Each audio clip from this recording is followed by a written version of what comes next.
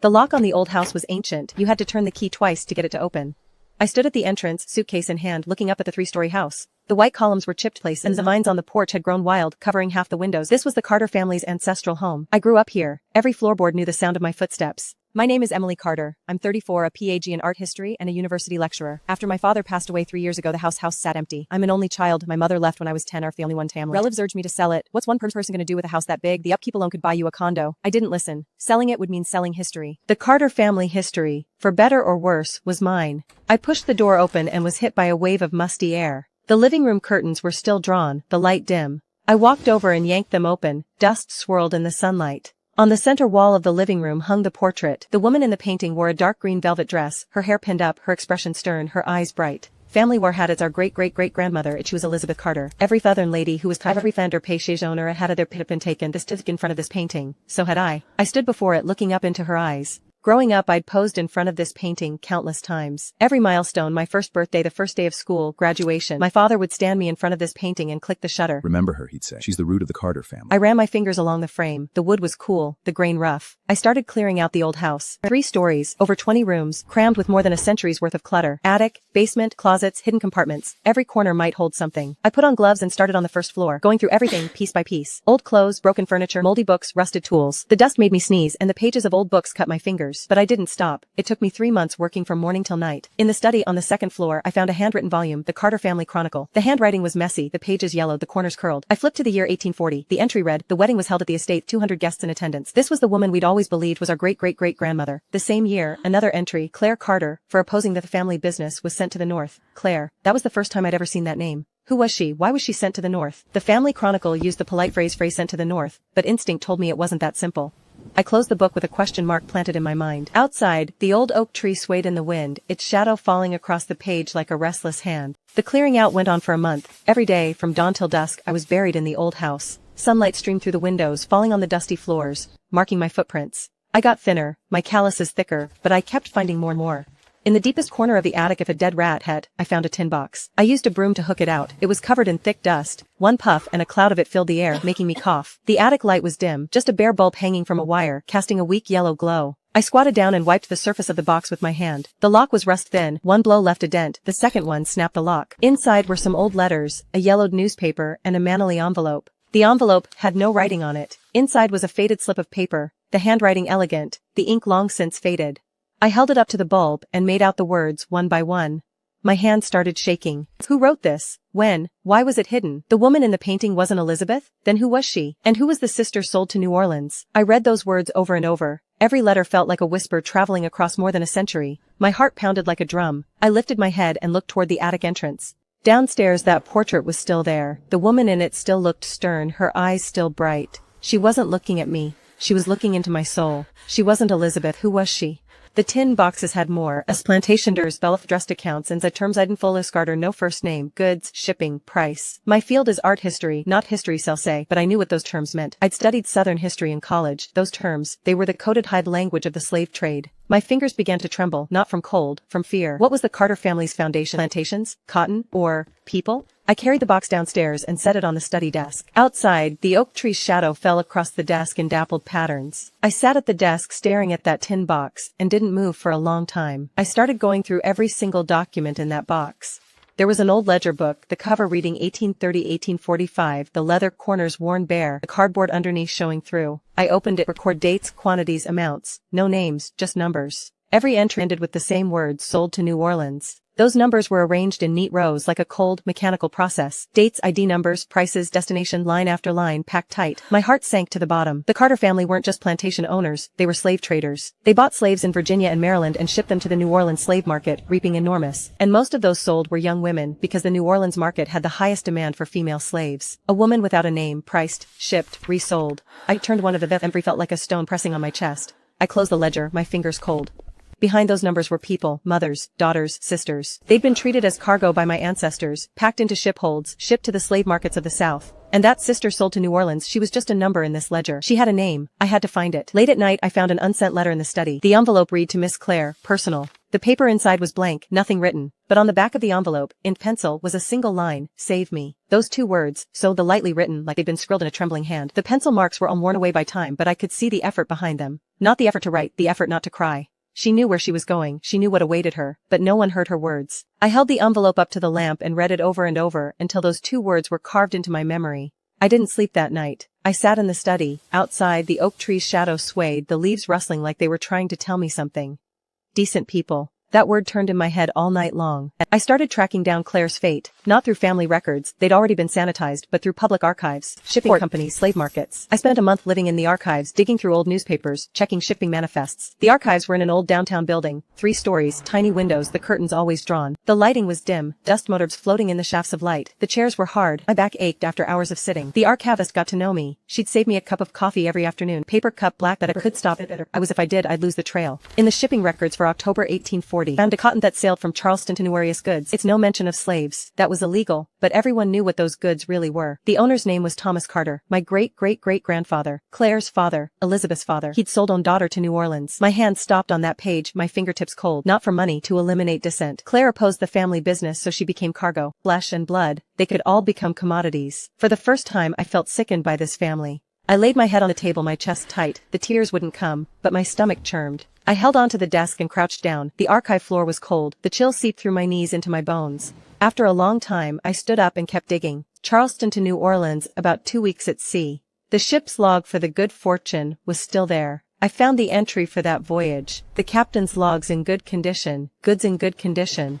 One of those goods was his own daughter. I made a copy of that page and put it in my bag. Walking out of the archives, the sunlight hit me like a slap. I sat on the steps for a while, watching people walk by. Nobody knew what I'd just seen. Nobody knew what laid behind the Carter family's glorious history. I kept digging. The records of the New Orleans slave market were kept at the Historical Society. I applied for access and took the train to New Orleans. The city is beautiful, the French Quarter, jazz, crawfish, but I wasn't here for any of that. I walked into the archives and opened the auction records for November 1840. The ledgers were thick, the leather covers worn, the pages yellowed and curling at the edges. I flipped page after page, numbers.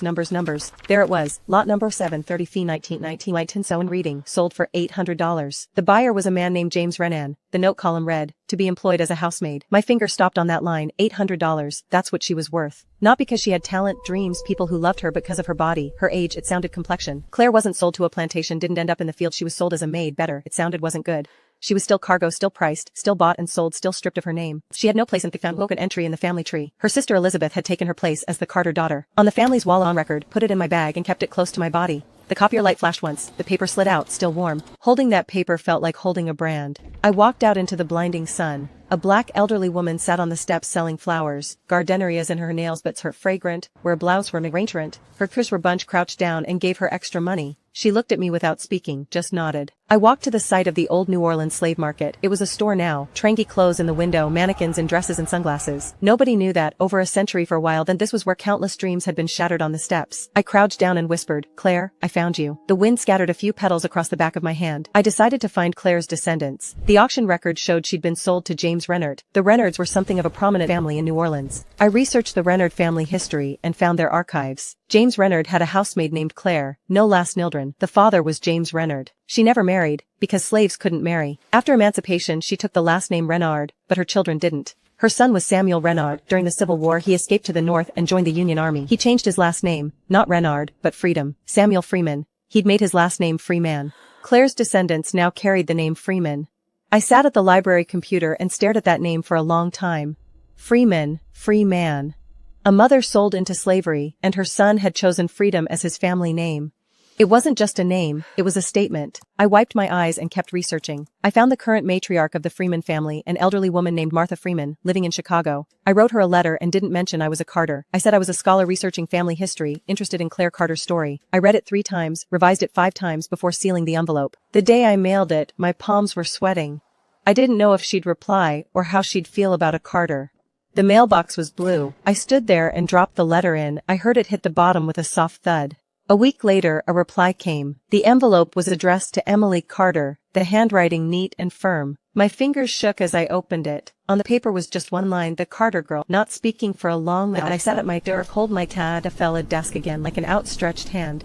I went to Chicago. Martha Freeman was in her 80s, living in an old house on the south side. The porch had an American flag, sunflowers growing by the steps, their yellow petals bright in the sun. I stood at the door, took a deep breath and rang the bell. It was a soft chime, like it was afraid of disturbing something. She opened the door and looked at me without a word. She wore a floral dress, her silver hair in a bun, deep wrinkles on her face, but her eyes were bright. She looked me up and down, top to bottom, bottom to top, then said, "Come in." Come in. Her voice was calm, no resentment, no warmth, just calm, like a deep pool. How many currents lurked beneath, I had no idea. Claire's sister, Elizabeth, your family's golden daughter. There was no anger in her voice, just calm, like she was talking about something so old the pain had turned into scar tissue. You know Claire's story. Yes, she was my great-grandmother. She told my grandmother, who told my mother, who told me. The Carters erased her from history, but in our family she never disappeared. I sat on the couch, hands on my knees, fingers trembling slightly. The living room was quiet, except for the ticking of the wall lock. I came to apologize, not for myself but for my family deep. Her eyes lit me, were dark brown, like my great-great-great-grandmother's in the porch. You don't need to apologize. What you need to do is make the truth visible. Not to us, to everyone.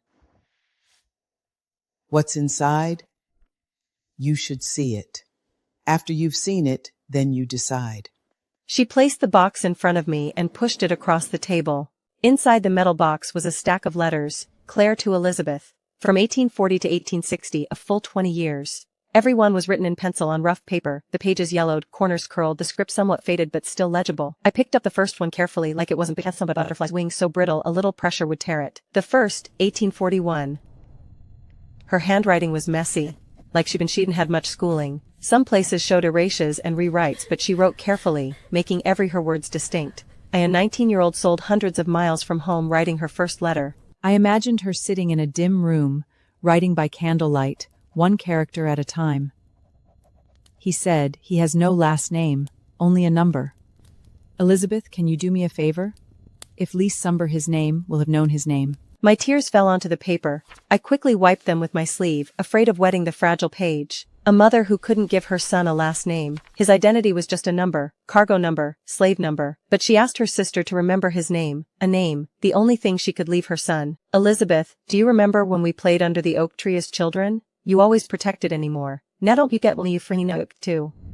Take you no choice. I closed the letter and took a deep breath. Claire didn't hate Elizabeth, she hated her father, the system, the family that treated daughters as cargo. There was no anger between the lines, only longing and sighs. I looked up at Martha. She was looking at me too, her eyes red. What are you going to do? I went back to the old house and stood in front of the portrait. Elizabeth Carter, the family's golden daughter. In her dark green velvet dress, her expression serious. What was she looking at? Her sister? Her own guilt? Whoever had slipped that note behind the painting? Maybe Elizabeth herself?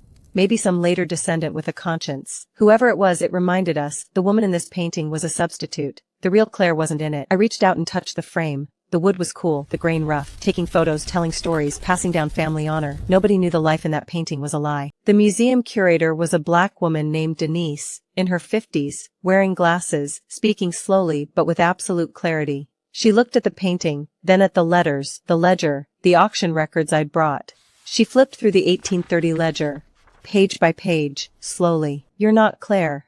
But you weren't a bad person either. You just didn't have a choice. We do, we, the ones who came after, have a choice. I decided to donate the painting, not sell it, not hide it, to the African American History Museum. That was where it belonged, not to shame the family, but to make the truth visible.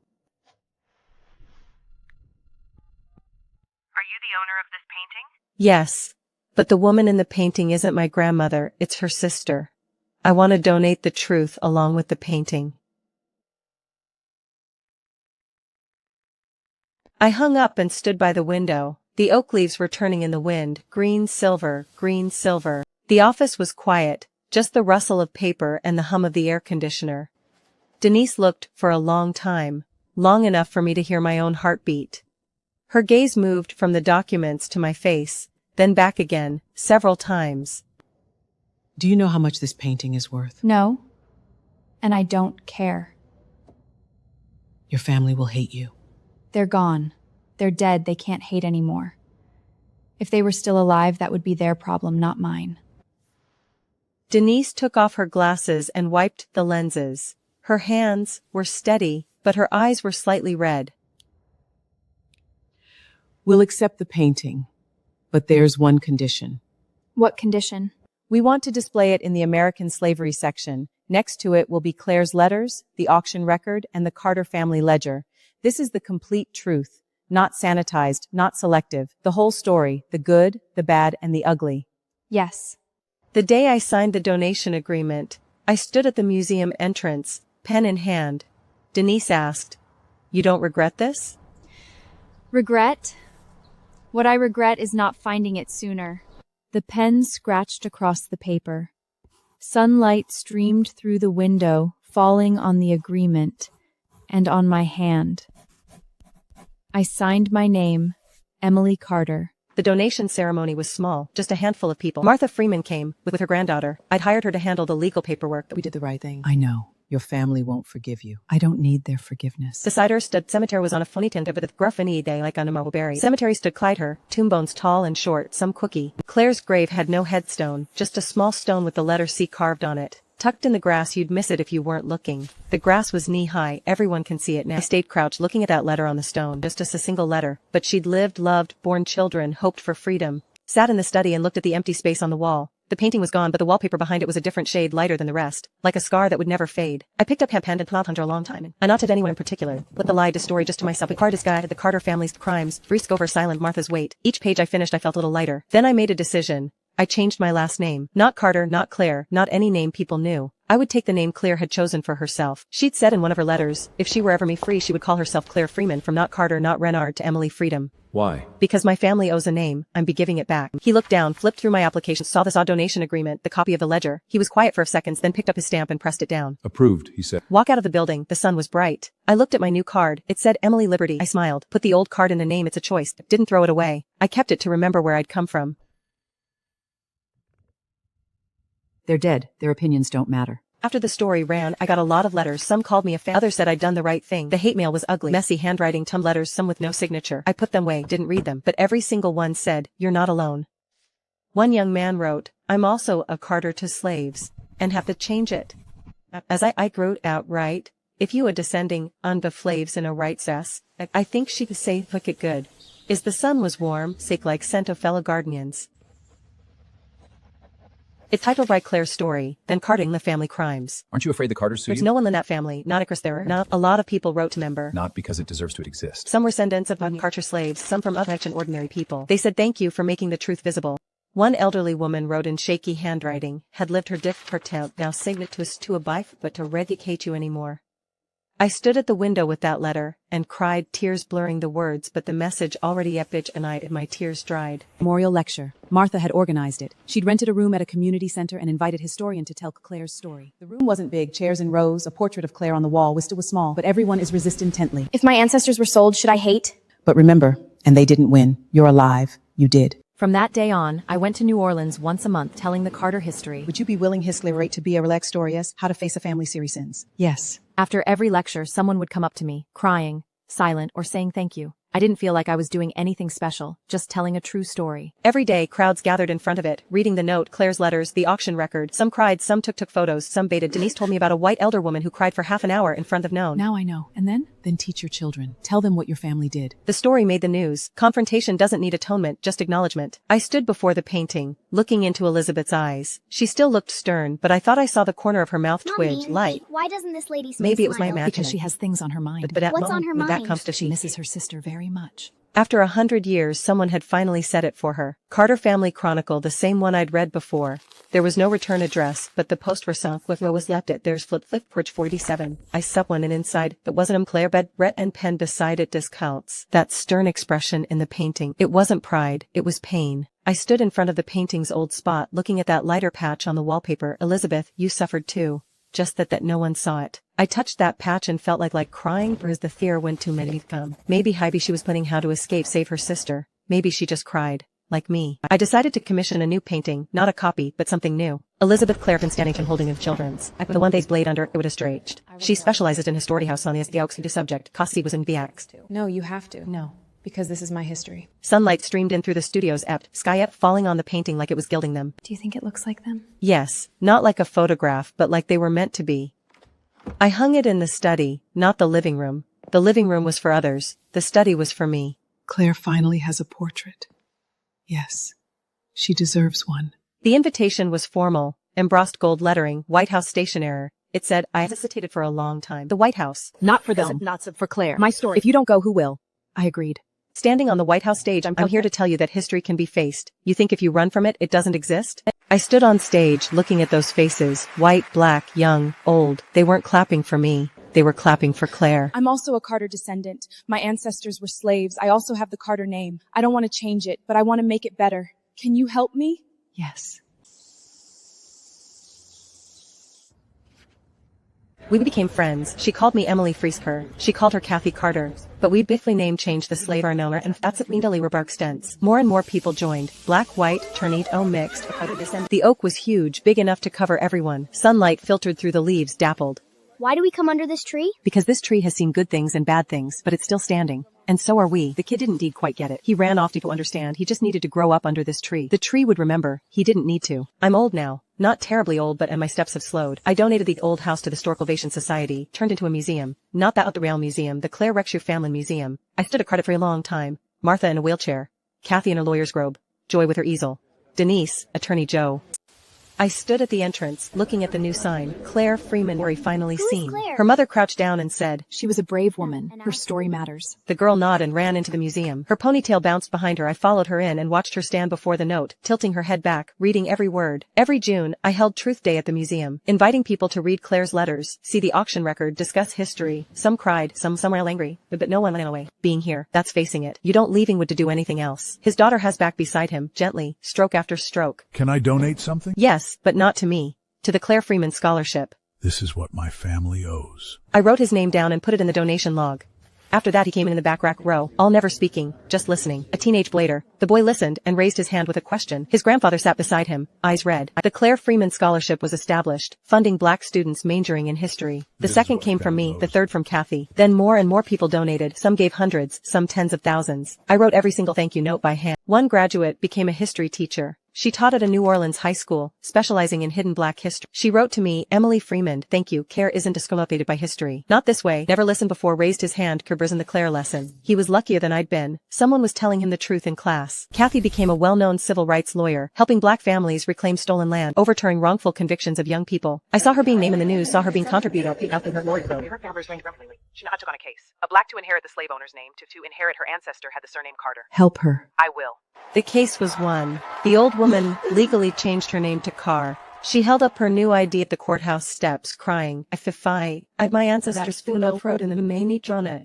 I put it on my study wall. Next, the auction record, Elizabeth's diary. Over a century of history, meeting on one wall. The portrait went viral again, not because of anything we did, but because of TikTok. Someone made a short video about the story behind the painting, millions of views. Comments said, I cried. We have a painting like that in my family. I need to go check my family history. Young people started looking into family history, not to see who was portrait, sharing their family's hidden stories. Some found slave ship records. Some found their great-grandmother's bill of sale. Some discovered that their white ancestors and black ancestors shared the same last name. I sat under the oak tree with my phone reading them by one like in the screen. When I got to the 100th comment, I cried. Not from sadness, from finally, so many people were facing it. I'm 80 now. The old house is donated, the museum is open, the scholarship is established. Everything that need to be done is done. I moved to New Orleans where Claire once lived. Not a mansion, a small apartment with an oak tree downstairs. Every morning I go to the corner cafe for coffee, a tiny place with just a few tables. The owner is a black, bitter, and hot. Then I go to the bookstore, an old building, second floor, creepy floors. I browse the history section. Sometimes I see my own book on the shelf next to other works on slavery. I never do sign, I just look. Then I go to before me the paint. Look at the painting, some the letters, the visitors' photos. I stand in the corner, not intruding. Life is slow, but it has meaning. One day, Martha's granddaughter came to see me. Little Martha, she was called. Grandma Emily, do you regret changing your name? No.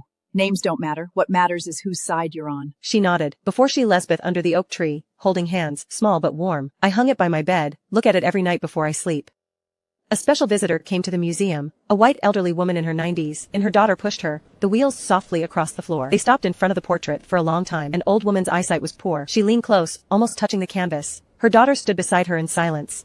I'm a Carter descendant. My father was Elizabeth's great-grandson. I froze. By blood, she was a distant relative. But at this moment, that blood tie didn't matter.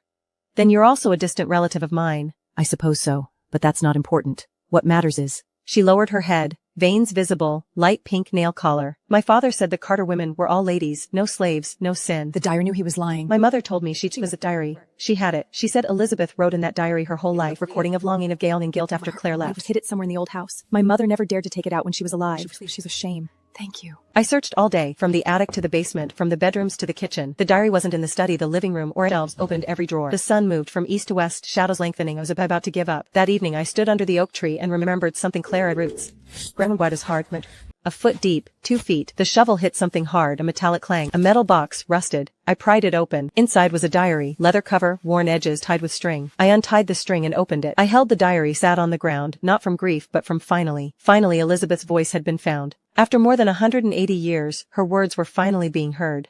I sat under the oak tree, flipping through the pages one by one until it was dark. The diary was long, from 1840-1890, a full 50 years. Elizabeth recorded her longing every single day. She's Lincoln with family at Devstent. The core of that page was doesn't even know each other. Reply was just a few words. I know, I'm not sad. 50 years, not a single day passed without thinking of Claire. The handwriting changed from neat to trembling with age, but the longing never changed. I placed the diary in the museum's display case next to Claire's letters. The sisters were finally together, not in heaven reading the diary, but in a museum. The portrait got a new annotation. A card next to it read, "The woman this painting was a slave owner's daughter and was locked up by her father. She couldn't save her sister. She spent before a lifetime read 50-year right the videre." The Clayland sent was cried, not for Elizabeth but for all the Elizabeths, women who'd been forced into silence. Her mother thought for a moment and said, because she was too scared, but her heart was gutted. For a moment didn't think anything, just nodded. She held her mother's hand and looked at the painting a while longer. When I grow up, it catch down and kiffed Sarah. I stood in the corner listenings, broken in that moment by a little girl's promise. I turned away and wiped my eyes. I read parts of the diary to Martha. She sat in her wheel closed, sun on her face.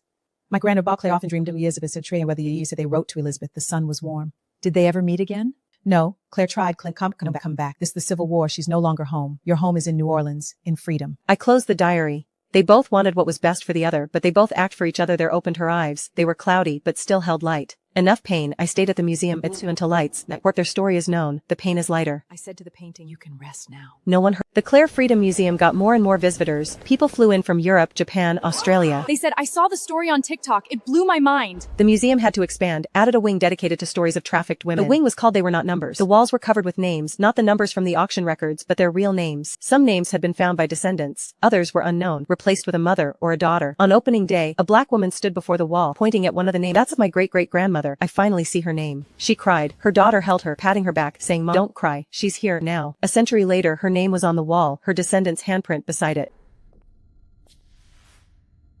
What are you crying about? I'm crying because they're finally seen. Denise put her arm around my shoulder and didn't say a word.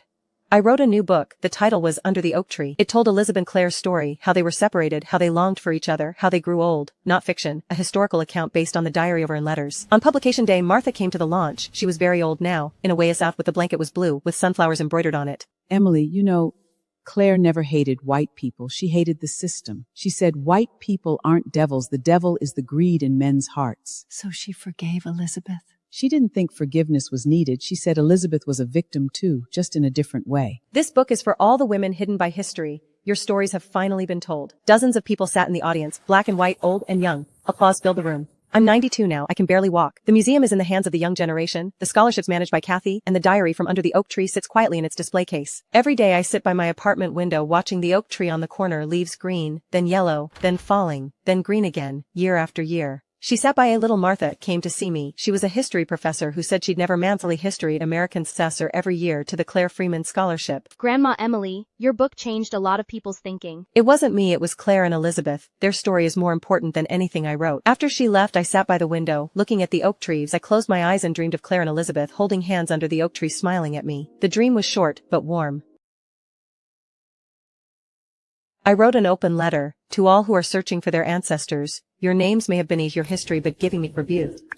The letter was shared tens of thousands of times. Comments poured in. I'm taking my child to the museum. I replied it. Whatever you find, you'll be stronger for it. The letter became a permanent exhibit at the museum. Placed at the exit, everyone could read it after the tour. Some cried in front of it. Every single day, someone stops here in front of that letter. Some copied it day. I'm 100 years old. The museum celebrated its centennial. Not my centennial. The centennial of Claire leaving that plantation. They invited me, and I went. In my church, I was pushed through the gallery. Hurt. The portrait still hung there. next to Dory Claire's letters, the auction records heard your sister is remembered, and that note. Grandma, are you the lady in the painting? No, but I know her. Do you know her name? Yes, she's Elizabeth. Her sister is Claire. Are they good people? They're ordinary people. They wanted to be good, but sometimes they couldn't. But they never forgot each other. I went to the museum for the last time, not to visit, to say goodbye. I'm 102 now, my body failing. I told Kathy I probably wouldn't be back, but she cried. I sat before the portrait and said to Elizabeth, "You're our family's hero." I'm leaving now. You stay here. Watch everyone who comes. Remind them that history isn't the past, it's the present. Kathy wheeled me out of the museum. The sun was warm. I looked back at the sign, Claire Friedman Museum. I smiled. The oak tree by the entrance was still there, bigger than the first time I'd come. Its leaves turned in my eyes in the wind and felt the sun on my face. I spent my last days quietly in my apartment watching the oak tree outside my window every day. The leaves fell, but the roots remained. I wrote a shepherd under my pillow. After I'm gone, was someone will find it. Kathy came to see daughter with her small hand, also named Finger, warm, soft. Grandma, does it hurt? No, Then why are you lying down? because I'm resting. After you rest, you can play again? Yes, after resting. I looked at her face and remembered that girl named Claire from over a century of 19 sold to New Orleans. She never lived to see freedom, but her name survived. That night, I dreamed of Claire and Elizabeth. They were under the oak tree, waving at me. I walked towards them. The wind was light, the flowers fragrant. I smiled. I passed quietly in the pale morning light and the dappled shadows of the oak tree outside my window. I went peacefully in my sleep. At 7 in the morning, Kath arrived with little Claire as she always did, carrying a freshly baked Gardenator cupcake, my favorite. She turned the key in the lock. The house was so quiet you could only hear the old pendulum clock ticking. She pushed open the bedroom door. Warm golden sunlight flooded the bed. I was lying on my side, my expression at ease. Beside my hand lay that short poem, my fingertips still resting on the paper, as if I'd been reading it over and over the night before. Kathy set down the cake and walked to the bedside, her steps barely audible. She reached out and touched my wrist. There was no pulse, no warmth. In an instant she covered her mouth. A muffled sob caught in her throat, her shoulders trembling uncontrollably. Is Grandma just sleeping? Kathy crouched down and pulled the child into her arms, tears falling onto the little girl's dark hair. Police and museum staff arrived one by one, gentle, orderly, handling everything with care. Someone carefully retrieved the short poem from under my pillow, the thin paper softened by time, the handwriting faint but still clear. They sealed the poem in an archival quality sleeve and an old black and white photo of me, taken when I was young, standing before the portrait. In that old photograph, I was looking up at Elizabeth. The funeral was held under the old oak tree on the outskirts of New Orleans. Word spread, people came from everywhere. Truth Day, all of Martha's descendants, every museum volunteer and countless ordinary people of every age and color. There were no elaborate floral arrangements or expensive caskets, just a blanket of white Gardenator, Claire's favorite flower, the same ones I'd kept at museum entrance for years, like someone reading a eulogy that had crossed a century. Martha, now very old, arrived in her wheelchair, pushed by her granddaughter, a blue blanket embroidered with sunflowers draped over her lap. She reached out and touched on the casket. 2 tears slipped from her clouded eyes. Kathy forward and stood on the stone-owned platform at the base of the oak tree. Her voice was steady but carried a tremble as she addressed the crowd. She tore open the dark history her family had hidden for over a century, Bates' heavy burden, changed her name to Freeman, not to abandon her roots but to repay the debt her ancestors owed. Soft, but whole life, tribute. When Kathy finished, there was a long of things. It was the wind. Someone else sank toward the horizon, wrapping the great oak in orange-red light. Time passed, and before anyone knew it, the Claire Freeman Museum marked its 50th anniversary.